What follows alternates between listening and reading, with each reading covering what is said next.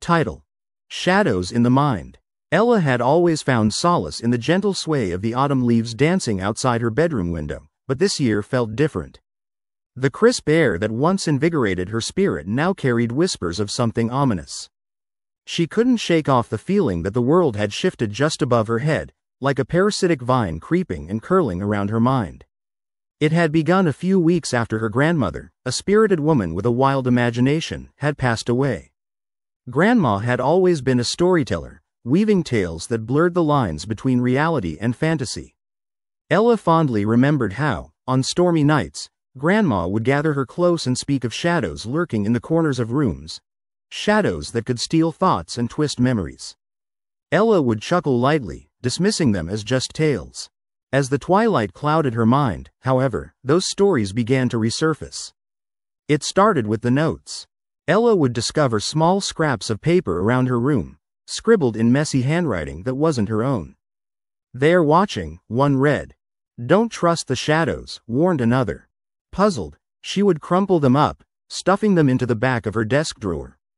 Yet, as the days grew shorter and darker, the notes multiplied. They began to scatter all over the house, on her pillow when she woke up, tucked between the pages of her favorite books, and even slipping from the pockets of her jeans.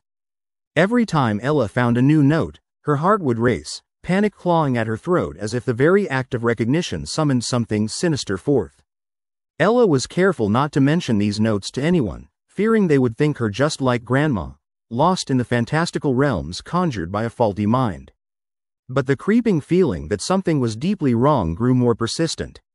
She began to hear the whisperings at night. Soft at first, like the rustling of leaves, but steadily gaining volume, curling around her consciousness like smoke. Phrases from the notes echoed in her mind, blurring the line between what was real and what was imagined. "You can't escape us," the whispers taunted. "You belong to us now." Sleepless nights turned into terrifying days. Ella's friends noticed her growing anxiety, the subtle tremors in her smile, but every attempt to pry her thoughts open only pushed her deeper into herself. "Just tired," she would say when they asked about her increasingly peculiar behavior. But fatigue would never fully describe the exhaustion of wrestling with your own sanity. On the day the shadows decided to reveal themselves, Ella was completely alone. The last leaves clung desperately to the trees outside, casting twisted shapes against her walls. She heard the whispers again, clearer now, urgent, desperate. Drawing from the stories of her childhood, Ella tried to shake them off as merely phantoms of her imagination. But they swallowed her whole, entrapment mixed with an undeniably chilling certainty. That night, she retreated to her grandmother's study, a room perfumed with the scent of old wood and fading memories. The lamp flickered as she sat down, pen in hand, desperate to pour her chaos into words. "They are watching," she wrote, her heart pounding, barely aware that she was beginning to scribble the exact words she had read before. The room grew darker as a chill swept through, breathing life into the stories she'd once cherished. Suddenly, the shadows expanded before her, an amorphous darkness swirling in the corners of the room. They looked familiar, almost human. Figures emerged, distorted versions of herself with hollow eyes reflecting her fear. Ella's breath quickened as they stepped closer, whispering secrets that clawed at her perception, revealing her deepest insecurities and regrets.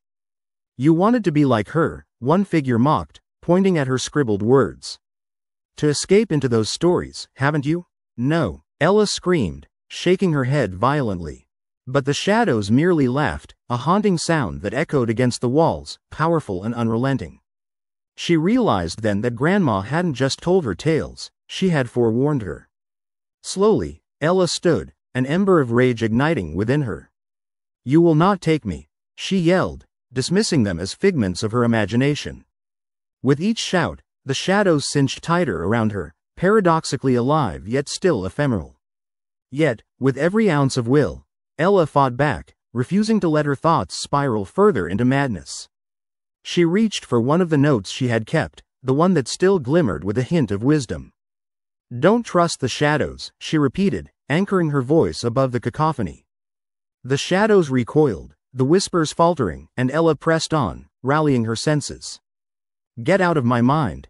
In a burst, the shadows dissipated, fading back into the dim corners of the room.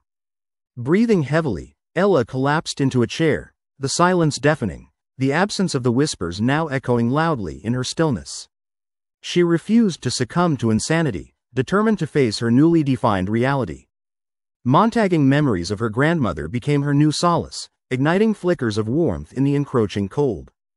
Though the shadows would remain, allies of her fraying sanity, Ella knew she wouldn't let them win. She would create her own story, and this time, she wouldn't let it slip away.